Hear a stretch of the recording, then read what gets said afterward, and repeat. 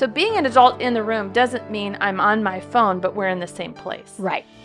Welcome to the Healing Her podcast. Life comes at us fast, and keeping our balance can take real work. What would it look like to be emotionally and spiritually strong? Listen in as best friends Christi and Donna share stories of God's healing work in their lives. Donna is a licensed therapist, and Christi is a seasoned communicator. Together, they want to offer valuable tools and stories to help navigate the ups and downs of everyday life. This is Christi Vandervoort. And Donna Durham. And what we're going to talk about today is emotional regulation. Yes. You know that Donna is a marriage and family therapist, and she never yells at her children or her husband or her dog or Marty the cat. They all live happily with regulated emotions in their home in Franklin, Tennessee. Yeah. Yeah. So, not totally true. And I will say, I don't lose it like I used to. Oh, praise the Lord. So, I was definitely the person in our family that I would yell at my husband and my kids. And what I'm really embarrassed to tell you is I didn't realize it was my fault. Yeah, I think that's common. Yeah. I think our emotions are in there. Yeah. And they are telling you what to do. Yeah. And it's like, you feel it, let it out, you know? Right. So when I went to school, I was 41. And one of the things that the basis, so much of the basis of what I was learning was about feelings. Yeah. And that feelings are language inside of you. They tell you kind of how you are and where you are, and they're important. You know, in some therapy circles, we talk about like the 8 core emotions. I'm a big fan of Chip Dodd's Voice of the Heart book. My own daughter-in-law wrote a book with her ministry partner, Mac, called In My Feels. And it is recognizing our feelings and regulating our emotions is just a super important part of, I think, wholeness and healing. Right. So I want to tell you a little story about how that came to change for me, how my explosions and things came to change for me. One day I was cleaning the house. Okay. And my teenage son was on the couch, scrolling on his phone. And I kind of went about my business, and I, at some point, just went downstairs and said, "Hey, can you vacuum?" And he yelled at me and said, "No." And I was like, I was so angry. And what I would typically have done was yelled back and said, "Don't you yell at me. Give me your keys. You're grounded." You know? Yeah. But I had been learning about emotion regulation, and I knew I wanted to be different. Right. So I went back into my bedroom and I started to breathe. I walked around my room and I let myself breathe, and I thought about how could I respond instead? Can I just say that's really mature? That's thank like you. the adult in the room. Yes. And that has been a huge growth area for me. And it really is embarrassing for me to say. Well, you know, in my 40s, recognizing I need to always stay in my adult. I always need to be the calming presence in the room. Yeah. And not, kind of lose it. So, this took about 10 minutes. I breathed through things and calmed myself down. And then I went back downstairs and I said, "Hey, when can I expect you to vacuum?" And he was on his way out the door, and he said, "When I get back." When he returned, I said, "I need to remind you that you may not speak to me that way." And he responded, "I know, Mom, and I'm so sorry. And I was going to say I'm sorry before you said anything, but I'm so stressed out." And then he poured out all the things that he had in his heart and in his mind. And we ended up sitting down at the kitchen table and processing and problem solving so many things. Yeah. And I was like, "What? Look at this." Yeah. I had no idea that my erupting was causing so much disconnection. Because if I had just yelled at him and taken his keys and emotionally punished him, then, I mean, what's he going to do? Go to his room, slam the door? Right? Right.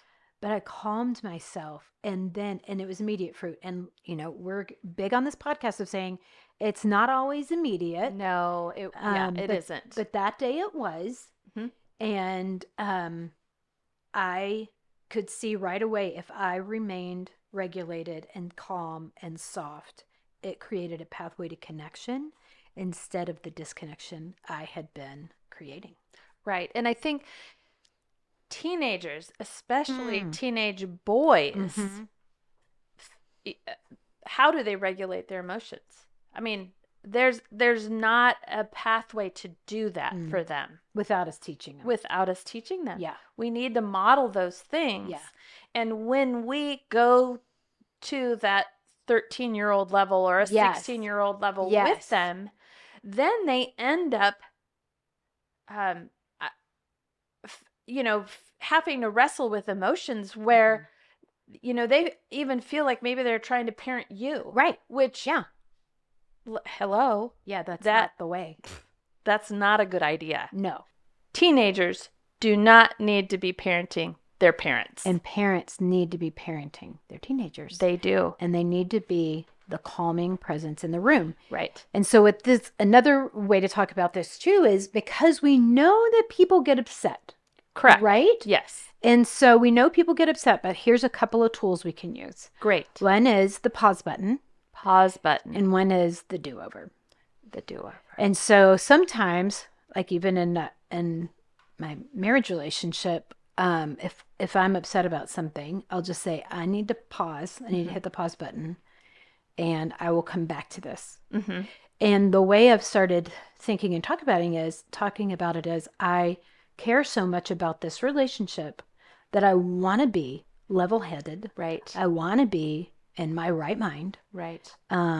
Because he's my favorite person. Yes. And so I want to treat him like he's my favorite person. Right. And so I might go to my room, right? Mm-hmm. And just be like, I need 10 or 20 minutes to calm down. We also might take longer than that. Yes. I will say, I'm going to talk about this first. Don't let the sun go down in your anger. I think that too many people try to solve things at night when they are exhausted. That's bad for me. When their blood sugar is crazy, and things escalate really quickly. Mm-hmm. So I'm going to say, I think sometimes people take that verse as if it's the most important verse, and they keep trying to solve something when really it's like, if you could come to an agreement and go, hey, I know we can solve this. I want to come back to it in the morning. I'm for you, you're for me, but we don't really have the skills, even just the margin, the emotional margin. So really what you're saying is you're communicating. Yeah. You're saying, what? Yes. Babe. Yeah. I am not in a good place right now. Right. And it has nothing to do with you. Right. So coming back to that, if you do lose it, right? If you blow it, then okay, maybe you leave the house or you go to your room or whatever you do, but you come back and you say, can I have a do-over? Mm-hmm. I wish I had said, babe, I'm in a bad place and I need to talk about this later. Right. And I'm so sorry that I insulted you, or I'm so sorry for the really mean things that I said. Right. And it is embarrassing to me that I've been the one, to do that. And I'm super grateful for Jamie. That is super kind. And there are times, he was just talking about this the other day. There were times when we were early married, if I would be upset and he would go, I'm just going to love you anyways. And he meant it. He actually meant it. Yeah. And he actually did. Yeah. That is amazing. I remember Jeff saying one time, I didn't know how to get along with her, but I knew I'd have to be married to this crazy woman the rest of my life. So praise God, divorce was never an option on the table for him. Yes. But Yeah. I'm just so thankful for communication. Yeah. And I haven't always been the best at it either. Mm-hmm. But is there a marriage on the planet where you're the best all the time? Oh, no. That's called like robot marriage. That's robot marriage. Yeah. And nobody wants robot marriage because we're built for connection. We are built for connection. And that's what Yes. I wanted to go back to when you were Okay. talking to your son. Yeah. And being the adult in the room, Mm-hmm. it allowed him a deeper connection with you. Yes. And to trust you Yeah. with what was heavy on his heart. Yes. And I think that's what we really need to remember as parents. Mm-hmm. We need to be the adult in the room. And that doesn't mean being their best friend. I'm Mm-hmm. not saying Right. that. I get it. I'm saying be the adult in the room and be present Yes. with them. Yeah. So being an adult in the room doesn't mean I'm on my phone, but we're in the same place. Right. Being an adult in the room means connecting and Yeah. engaging. Yeah. And sometimes asking questions. Yeah. That might be hard for them. Right.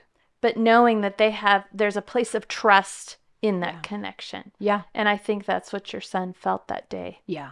I hope so. I know he did. Yeah. So, part of being a human being is that we have relationships that rupture. And the important thing isn't that we never rupture. The important thing is that we repair. Right. And we'll probably do a whole episode on what does it look like to apologize? Yes. What does the other person need and those kinds of things. But emotion regulation is a really important thing. And we will have some resources that you can access on our show notes. Right. One thing that Jeff and I did is we went through this book study. It was the Love and Respect book study.